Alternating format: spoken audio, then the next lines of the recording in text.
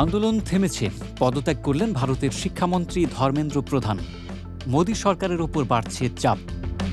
ভারতে এক মাসের বেশি সময় ধরে চলা বহুল আলোচিত ককরোচ আন্দোলন আপাতত থেমে গেছে। শিক্ষার্থীদের নেতৃত্বে শুরু হওয়া এই আন্দোলন শুধু একটি পরীক্ষার অনিয়মের প্রতিবাদে সীমাবদ্ধ থাকেনি, বরং এটি দেশের শিক্ষা ব্যবস্থা, তরুণদের ভবিষ্যৎ এবং সরকারের জবাবদিহির প্রশ্নকে সামনে নিয়ে এসেছে।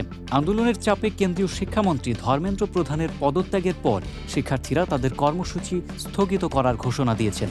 তবে এই ঘটনার মধ্যে দিয়ে নরেন্দ্র মোদী সরকারের উপর নতুন করে রাজনৈতিক চাপ তৈরি হয়েছে।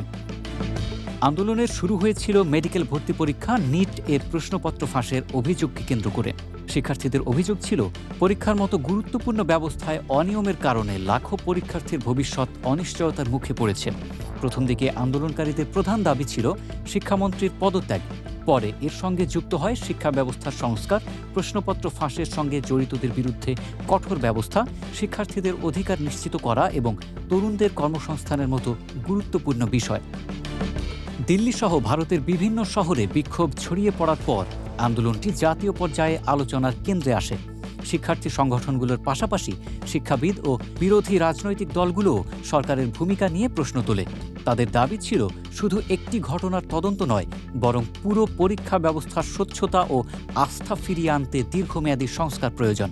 পরিস্থিতি সামাল দিতে সরকার আন্দোলনকারীদের সঙ্গে আলোচনায় বসে। এরপরেই শিক্ষামন্ত্রী ধর্মেন্দ্র প্রধান প্রধানমন্ত্রী নরেন্দ্র মোদীর কাছে পদত্যাগপত্র জমা দেন। আন্দোলনকারীরা এটিকে তাদের অন্যতম বড় সাফল্য হিসেবে দেখছেন এবং আপাতত বিক্ষোভ কর্মসূচি প্রত্যাহার করেছেন। তবে রাজনৈতিক বিশ্লেষকদের মতে এই আন্দোলনের প্রভাব এখানেই শেষ নয়। ভারতের তরুণ সমাজের মধ্যে শিক্ষা, পরীক্ষা ও চাকরির সুযোগ নিয়ে যে অসন্তোষ রয়েছে তা আরও স্পষ্ট হয়েছে এই আন্দোলনের মাধ্যমে। বিশেষ করে বিপুল সংখ্যক তরুণ ভোটারের দেশে এই ধরনের ইস্যু সরকারের জন্য বড় রাজনৈতিক চ্যালেঞ্জ হয়ে দাঁড়াতে পারে। এখন নজর থাকবে মোদী সরকার শিক্ষা ব্যবস্থার সংস্কার এবং পরীক্ষার স্বচ্ছতা নিশ্চিত করতে কী ধরনের পদক্ষেপ নেয়। কারণ ককরোচ আন্দোলন থেমে গেলেও শিক্ষার্থীদের আস্থা ফিরিয়ে আনা এবং তরুণদের উদ্বেগ দূর করাই হবে সরকারের সামনে সবচেয়ে বড় পরীক্ষা।